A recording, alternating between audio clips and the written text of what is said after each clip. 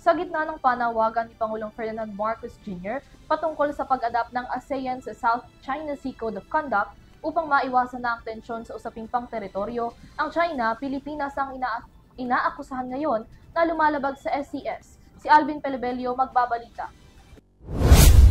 Inakusahan ng Beijing ang Pilipinas na nilabag ang 2002 Declaration on the Conduct of Parties in the South China Sea sa pagpapadala ng mga tauhan upang magsagawa ng scientific maritime research sa bahagi ng Sandy Cay malapit sa Pag-asa Island. Ito ang naging tugon ng Beijing kasunod ng kanilang pambobomba ng water cannon at pagsagi sa barko ng Bureau of Fisheries and Aquatic Resources o BFAR.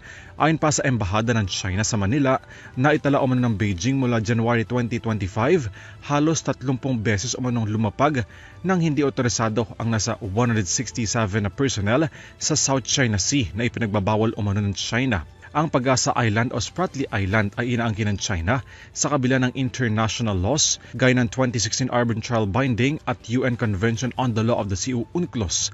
May layong mahigit 200 nautical miles mula sa mainland Luzon ang Pag-asa Island. Malinaw na pasok sa exclusive economic zone ng Pilipinas. Nagpahayag ng seryosong pagkabahala ang gobyerno ng Pilipinas dahil sa patuloy na agresibo at labag sa batas na panghihimasok ng mga barko ng China sa West Philippine Sea. Kinondena rin ng National Maritime Council ang nangyaring insidente ng pagbangga at pambobomba ng Chinese Coast Guard vessel sa barko ng BFAR noong May 21. Umabot sa mahigit 1 milyong piso ang naging pinsala sa barko ng BFAR na binangga ng CCG vessel.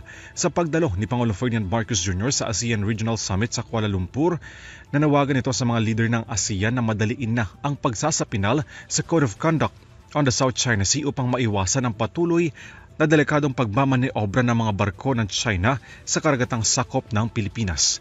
Para sa EuroTV News, Alvin Pelobelio sumasaludo sa bawat Pilipino.